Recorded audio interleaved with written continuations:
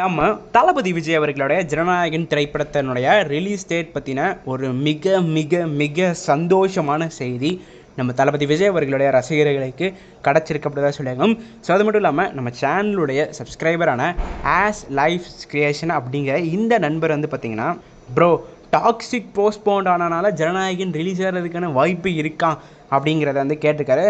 So நம்ம இந்த வீடியோவில் வந்து பார்த்திங்கன்னா முக்கியமாக டாக்ஸிக் போஸ்ட்போண்ட் ஆனனால ஜனநாயகன் மார்ச்சில் ரிலீஸ் ஆகிறதுக்கான வாய்ப்பு இருக்கா, அது மட்டும் இல்லாமல் ஜனநாயகன் திரைப்படம் எந்த மாதம் ரிலீஸ் ஆக போகுது அப்படிங்கிற இந்த அப்டேட் பார்த்தா முக்கியமாக நம்ம இந்த வீடியோவில் வந்து டிஸ்கஸ் பண்ண போகிறோம்.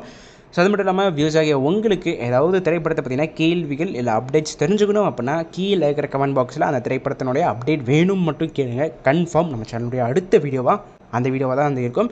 ஸோ அதுக்கு நீங்கள் பண்ண வேண்டிய ஒரு சிம்பிளான ஸ்டெப், கீழே இருக்கிற கமெண்ட் பாக்ஸில் வந்து கமெண்ட் மட்டும் பண்ணுங்கள்.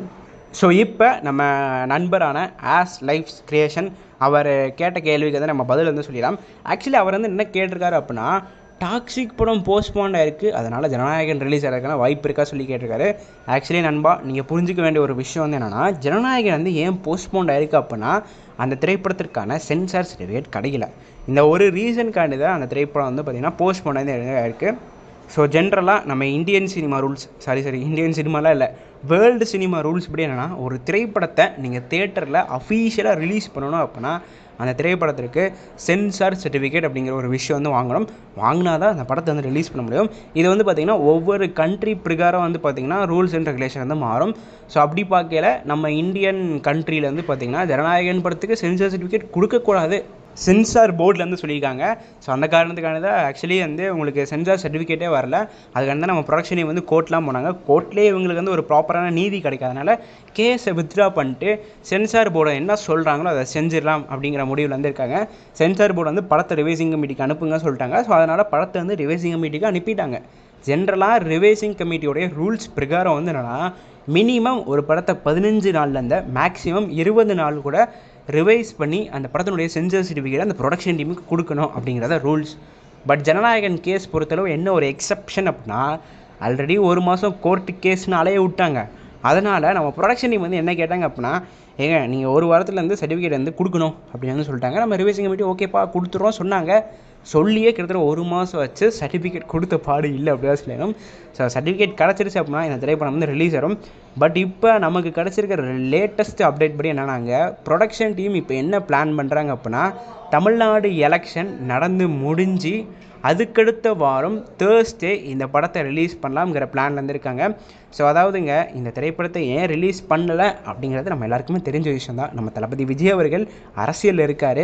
இவரோட படம் வந்து பார்த்திங்கன்னா எலெக்ஷனுக்கு முன்னாடி வந்துருச்சு அப்படின்னா ஈஸியாக வந்து மக்களை வந்து இவர் வந்து அவங்களோட ஓட்ஸ் வந்து வாங்கிடுவாங்க.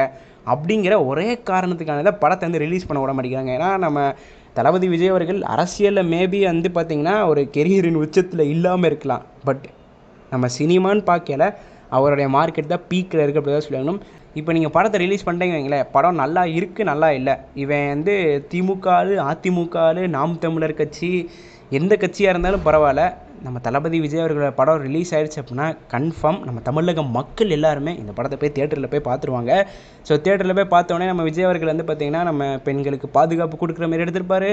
அரசு வந்து என்னென்ன தப்புலாம் சொல்கிறாங்களோ அது எல்லாத்தையும் வந்து பார்த்திங்கன்னா 2.5 மணி நேரம் படத்தில் மாதம் எடுத்து முடிச்சிருவார். அந்த படத்தை பார்த்து முடிச்சோன்னே மக்களுடைய மைண்ட்லேருந்து ஒரு குழப்பம் வந்து வரும். சரி நம்ம தேவைக்காக ஓட்டு போட்டுடலாமோ அப்படிங்கிற குழப்பம் வந்து வரும். அந்த குழப்பம் எதுவும் வரக்கூடாது அப்படிங்கிறனால தான் இந்த படத்தை வந்து ரிலீஸ் பண்ண விடலை அப்படிங்கிற இந்த விஷயம் நம்ம எல்லாருக்குமே தெரிஞ்ச விஷயம் தான். ஸோ அதனால் இந்த திரைப்படத்தை நம்ம எலெக்ஷனுக்கு முன்னாடி ரிலீஸ் பண்ண வேண்டாம், எலெக்ஷன் தமிழ்நாட்டில் முடிஞ்ச பிறகு நம்ம அதுக்கடுத்த வாரம் ரிலீஸ் பண்ணிடலாம் அப்படிங்கிற பிளான் வந்திருக்காங்க. ஸோ எஸ், நம்ம தளபதி விஜய் அவர்களோட ஜனநாயகன் திரைப்படம் ஏப்ரல் ரிலீஸ் ஆகிறதுக்கான அதிக வாய்ப்புகள் இருக்குது அப்படி தான் சொல்லணும்.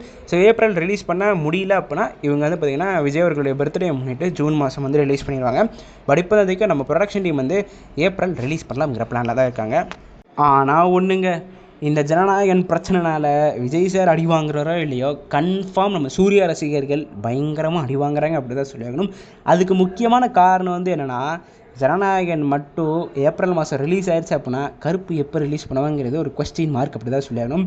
விஜய் ரசிகர்கள் பொறுத்தளவு என்னன்னாங்க, ஜனநாயகன் ஜனவரி 9 வரும்னு ஒரு எதிர்பார்ப்போடு இருந்தாங்க.